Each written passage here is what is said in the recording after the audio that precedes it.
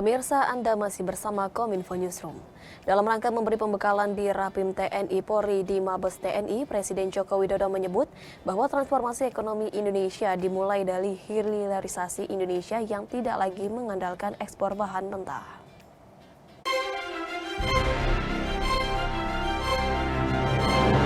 Presiden Joko Widodo dalam rapat pimpinan TNI Polri menegaskan bahwa transformasi ekonomi dimulai dari industri yang tidak lagi mengandalkan ekspor bahan mentah, melainkan bahan setengah jadi atau barang jadi. Artinya, yang sejak zaman VOC 400 tahun yang lalu, kita mengirim bahan-bahan mentah, yang kita kirim bahan mentah, sampai sekarang bahan mentah itu yang harus kita stop. Nggak bisa lagi, kita nggak dapat apa-apa. Ya, kita dapat uang dari penjualan bahan mentah. Baik itu nikel, baik itu tembaga, baik itu bahan-bahan pertanian, komoditas perkebunan. Nggak, kita nggak dapat apa-apa. Oleh sebab itu, Presiden memerintahkan untuk berhenti ekspor nikel sejak tahun 2020 dan akan mulai stop ekspor boksit pada tahun ini. Langkah tersebut dilakukan agar Indonesia mendapat nilai tambah melalui pengolahan bahan mentah seperti nikel, boksit, dan tembaga. Presiden akui bahwa rencana pemberhentian ekspor boksit ini berpotensi mendapatkan sanksi dari Uni Eropa, sehingga Presiden peringatkan TNI dan Polri untuk bersiap kawal reformasi ekonomi ini. Karena mereka terganggu, pabrik mereka akan stop. Karena materialnya nggak kita ekspor. Hati-hati. Hati-hati dengan ini. Mengganggunya dengan cara apa? Kita nggak tahu, tetapi nggak mungkin diam.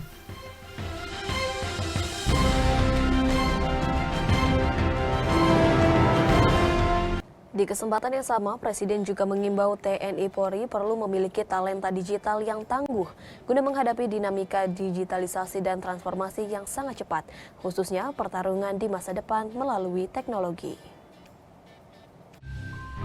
Presiden Joko Widodo mengingatkan TNI dan Polri harus memiliki talenta digital dengan menguasai artificial intelligence atau kecerdasan buatan yang menyangkut teknologi digital. Dalam arahannya, Presiden menegaskan penegak hukum harus mengerti masalah digitalisasi, sebab kejahatan saat ini sudah berpindah dari konvensional ke arah digital. Kedepannya, Presiden meminta TNI Polri mulai mencari serta harus memiliki talenta-talenta digital di instansinya masing-masing. Yang namanya talent digital itu harus, di TNI Polri juga harus memiliki talent digital, karena eranya sudah era seperti ini. Harus punya jago-jago AI, cloud computing, digital design, ngerti masalah blockchain, yang ngerti masalah digital marketing, harus ngerti, karena nanti keseharian kita akan bergelut dengan itu. Kalau penegak hukum Polri tidak ngerti hal-hal yang tadi saya sampaikan, gimana? Kejahatan mungkin bergeser dari yang konvensional ke hal yang berkaitan dengan digital, dan sekarang sudah terjadi. Tak hanya itu, pemirsa, Presiden juga menyinggung soal pentingnya ekonomi hijau, yakni barang-barang yang dihasilkan dari pabrik dengan energi hijau yang ramah lingkungan. Presiden memandang bahwa fondasi energi hijau ini harus dimulai dibangun sejak sekarang.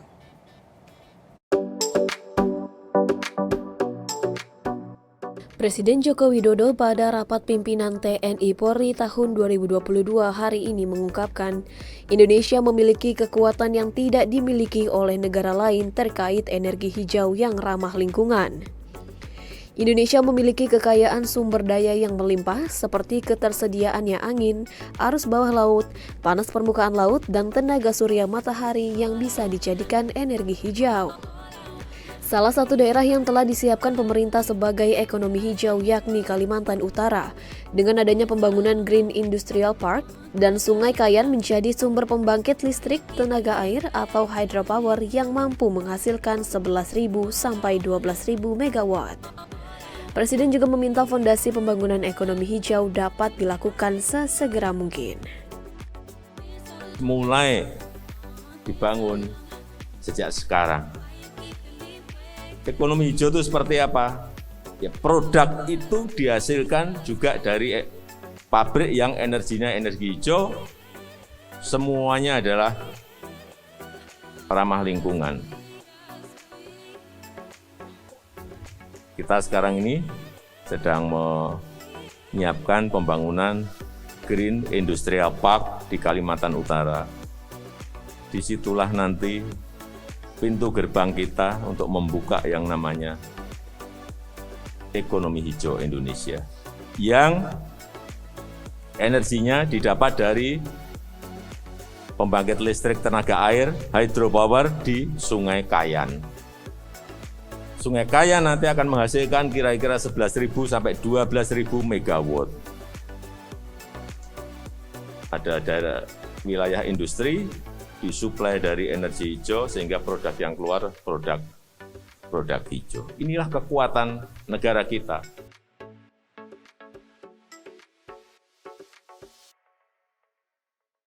Pemerintah telah memberikan dukungan terhadap dunia pendidikan terutama segi pemberian beasiswa. Dalam keterangannya saat menghadiri webinar secara virtual, Menteri Keuangan Sri Mulyani mengatakan bahwa Lembaga Pengelola Dana Pendidikan atau LPDP telah membuka program beasiswa afirmasi tahun 2022. Program ini ditunjukkan kepada masyarakat yang tinggal di daerah 3T dan sebanyak 96 kota dan kabupaten di Indonesia. Pemerintah kembali membuka program beasiswa Lembaga Pengelola Dana Pendidikan atau LPDP tahun 2022. Salah satu program yang ditawarkan yakni beasiswa afirmasi bagi daerah yang termasuk ke dalam 3T, yakni terdepan, terluar, dan tertinggal. Menteri Keuangan Sri Mulyani menargetkan 96 kota dan kabupaten di Indonesia yang masuk ke dalam kategori 3T. Daerah yang berhak mendapatkan program afirmasi tersebut meliputi putra-putri di Papua, Maluku, Maluku Utara, dan Nusa Tenggara. Melalui LPDP, pemerintah memberikan kesempatan kepada seluruh anak di Indonesia tanpa melihat dari suku, budaya, daerah ataupun agama dengan berkomitmen sebagai bangsa yang bineka. Program afirmasi kepada terutama putra-putri di Papua, di Maluku, Maluku Utara, Nusa Tenggara, itu semuanya adalah termasuk klasifikasi dari kelompok yang diberikan afirmasi. Kita berharap tentu sekali lagi instrumen LPDP Dana Abadi bisa menjawab masalah-masalah yang sangat fundamental, struktural, dan sering sangat pelik di Indonesia. Instrumen ini adalah instrumen untuk kita bisa memecahkan masalah bangsa kita. Mari kita kelola secara baik. Nah, tata kelola ini yang ingin terus ditekankan. Saya sudah meminta kepada seluruh jajaran pengurus LPDP, transparan, sampaikan ke publik bagaimana pengelolaan dananya, bagaimana proses rekrutmennya, kriterianya apa, dan bagaimana proses ini kita jaga secara disiplin. Maka kita bisa lihat LPDP sekarang mengelola dan memberikan kesempatan kepada anak-anak Indonesia regardless sukunya, gendernya, dari daerah manapun maupun dari agama apapun. Ini adalah bentuk komitmen kita bahwa bangsa Indonesia adalah bangsa yang bineka. Menjelang gelaran MotoGP Mandalika 2022, Deputi Bidang Produk Pariwisata dan Ekonomi Kreatif Kemenparekraf Rizky Handayani memastikan kesiapan fasilitas hingga hiburan telah hampir 100%. Terkait penonton pada saat acara berlangsung nantinya hanya diperkenankan sebanyak 60.000 penonton. Pemerintah memastikan siap menyambut para wisatawan yang akan menonton. Segala fasilitas baik dari transportasi, akomodasi hingga hiburan telah tersedia dan kesiapan sudah hampir mencapai 100%. Saat ini semua sektor saling memaksimalkan persiapan dan menuju tahap final. Dari sisi imigrasi, pemerintah sudah melakukan simulasi terkait bagaimana masuknya peserta. Kemudian Kementerian PUPR memastikan jalan dalam kondisi terbaik, Kemenkes memastikan protokol kesehatan, dan Kemenhub menyiapkan angkutan di lokasi. Deputi Bidang Produk Pariwisata dan Ekonomi Kreatif Kemenparekraf Rizky Handayani Mustafa dalam konferensi pers Jakarta mengatakan, pemerintah terus melakukan koordinasi untuk mengantisipasi adanya kekurangan antar bidang. Terkait penonton MotoGP 2022 Mandalika, nantinya hanya diperkenankan sebanyak 60.000 penonton. Kita semua di semua sektor, baik mulai dari imigrasi di bandara ketika akan masuknya para peserta dari luar, kemudian dari angkutan udara, dari jalan, ini Kementerian PU yang luar biasa ya, menyiapkan tempat, menyiapkan jalan, membenahi kawasan, kemudian Kementerian Kesehatan dengan penyediaan fasilitas kesehatan, kemudian Perhubungan, kemudian menyiapkan angkutan, ini sudah pada tahap posisi final dan tentunya kami terus mengecek dengan dipandu oleh Bapak Marsikal Hadi Cahyanto. Ini tiap minggu kami melakukan racing dengan bersama-sama Kemenko Marves sehingga kita tahu apa saja kekurangan yang masih harus kita persiapkan. Pemerintah terus berupaya melakukan pengendalian perubahan iklim serta pelaksanaan mitigasi khususnya di bidang pertanian. Dalam hal ini Kementerian Pertanian mendampingi para petani dalam peningkatan kompetensi SDM pertanian untuk adaptasi dan mitigasi pertanian terhadap perubahan iklim. Dalam masa pemulihan dari pandemi COVID-19, negara-negara G20 juga sepakat mengusung mandat Zero Hunger di tengah-tengah dampak perubahan iklim yang semakin terasa. Tetapi kesadaran petani maupun para penyuluh terkait dampak perubahan iklim terhadap produktivitas sektor pertanian masih rendah. Karena itu, pemerintah akan lebih fokus mendampingi petani agar bisa menyiapkan antisipasi terkait efek negatif dari perubahan iklim yang mulai terjadi. Salah satu upaya meminimalisir perubahan iklim menitik beratkan pada budidaya pertanian yang ramah lingkungan untuk menurunkan emisi gas rumah kaca. Contohnya, dengan pemupukan berimbang menggunakan pupuk organik yang dibuat dari bahan non-kimia. Untuk emisi gas rumah kaca dari sektor pertanian memang relatif kecil, yakni kurang dari 3%. Meski demikian, pemerintah sepakat sekecil apapun kontribusinya tetap harus diturunkan.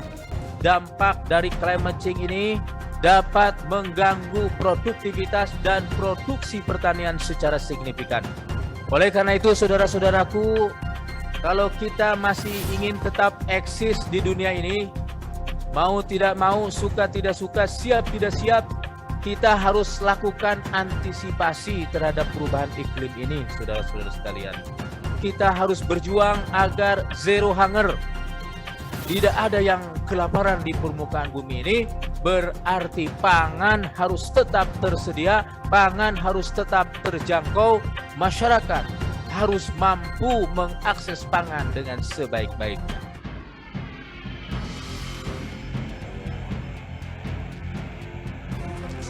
Pemirsa, di segmen berikutnya Kominfo Newsroom segera kembali dengan informasi perakiraan cuaca dari BMKG. Sesaat lagi di Kominfo Newsroom.